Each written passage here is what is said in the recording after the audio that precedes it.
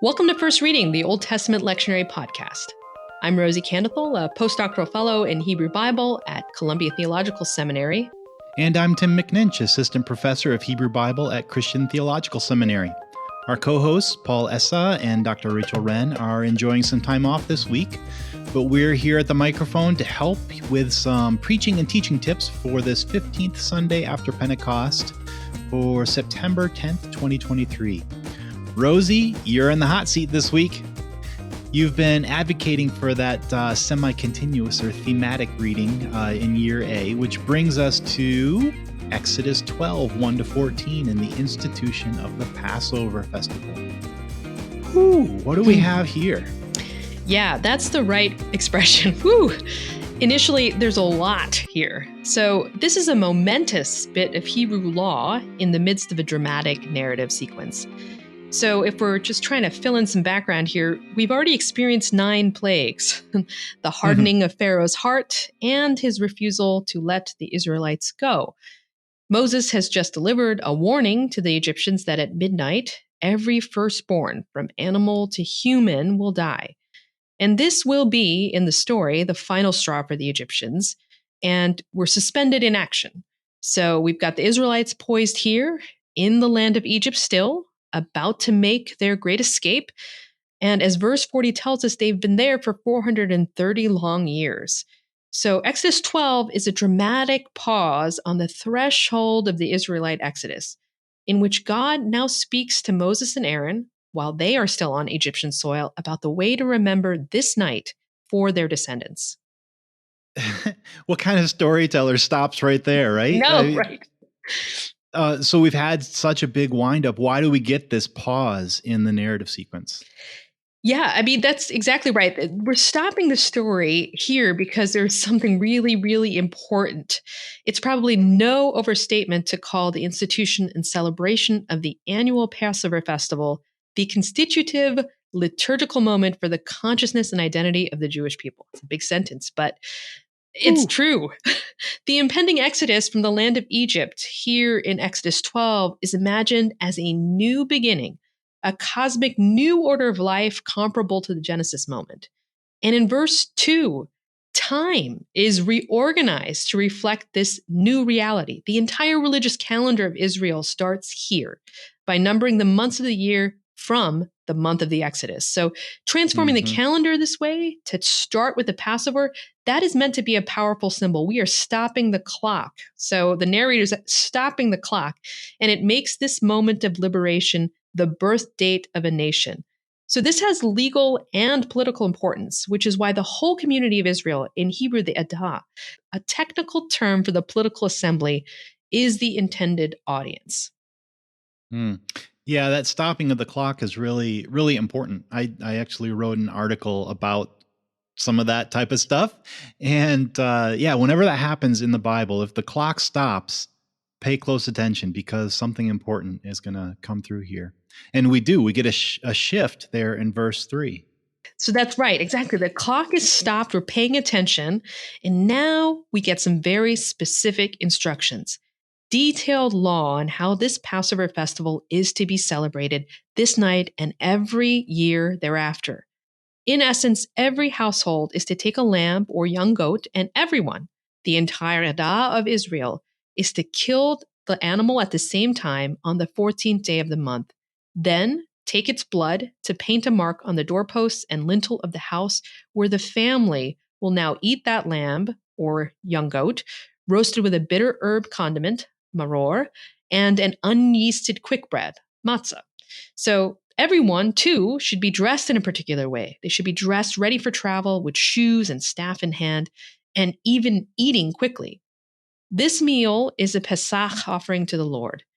In essence, the people are instructed to reenact with their whole bodies the urgency and feeling of that night as they are about to escape. On that night, the Lord, or a destroying angel, stalked the land of Egypt in the final plague, but somehow skipped over the houses with blood on the doorposts. Verse 13 assures the safety of the Israelites despite the fearful urgency of this remembrance festival. The fire of roasting the animal, the blood, the darkness of the night, the clothing and manner of eating, All of it is meant to be tremendously evocative, to bring us back to remember. And our reading here ends at verse 14, but the chapter continues with further instructions and explanations. Exodus 12 in its entirety is quite clearly a passage with deep significance and reflects layers of traditions that developed early in Israel's course as a people and a nation. Yeah, every time I've participated in a Seder meal for Passover, it's just so profound and meaningful. The reenactment of this story is just there's something powerful that happens there. So, for Christian preachers, Rosie, how do you suggest preaching from this text in Exodus 12? Is there an angle that you'd take? Right. And I'm glad you're pointing out that we're probably speaking here to Christian preachers, right? So there were a few things in this passage that struck me, but probably the most important one is the emphasis on the community gathered together. So I've kind of pointed out that word edah, that the political assembly, the group together is gathered. But then also there's this smaller gathering of the family that's eating together. Mm-hmm. And they are remembering what, to me, I was reminded again is a scary moment, and how they got through that really frightening night. On the whole, the Passover event, to me, that's not a comfortable remembrance. It seems designed to provoke discomfort and reflection. The blood on the lintel posts mark the closeness, the proximity to death, and also at the same time, a gratitude for life as something that's spared, that's God given, God sustained, a Pesach offering. And that word Pesach has given rise to the English Paschal, referring both to the Passover lamb and Easter. There are apparently three traditions for the meaning of that Hebrew root, Pe Samechet, Pesach. The oldest is meaning to have compassion.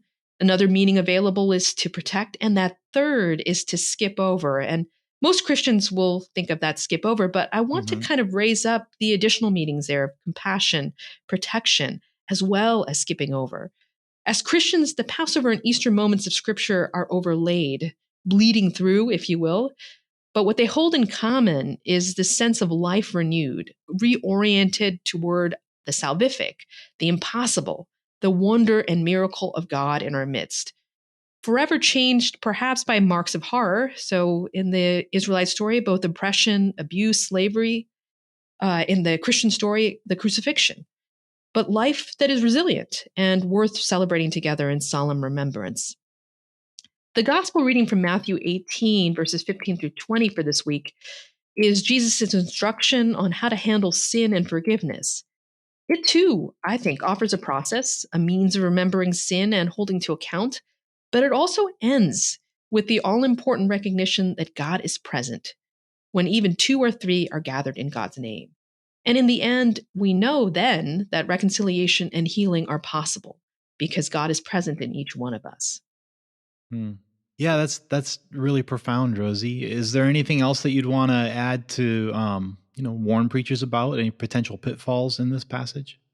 Right. So you were hinting toward that earlier. So as Christians, I think it's tempting to subsume the Passover into Easter.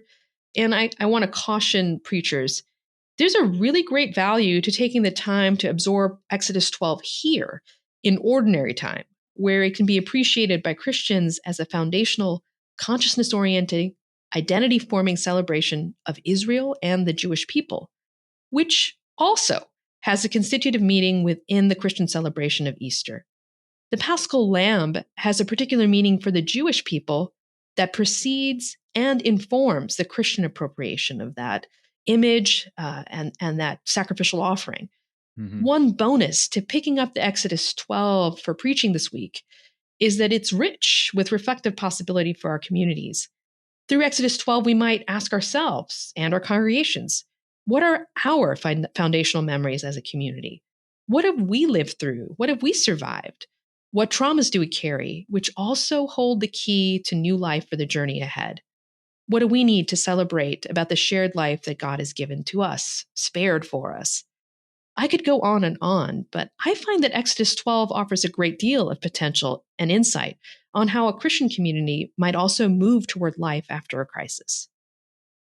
Tim, anything you want to add or?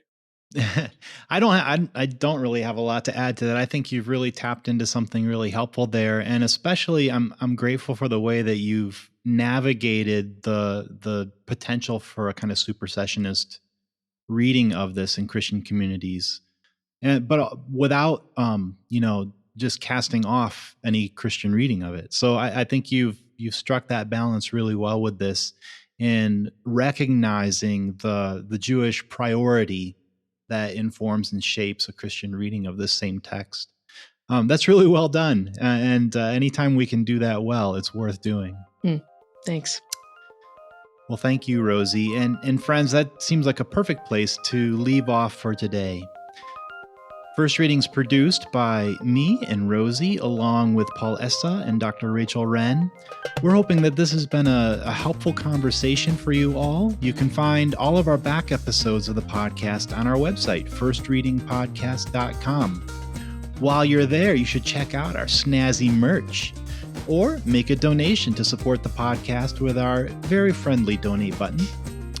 We really appreciate your support to help us keep this resource going.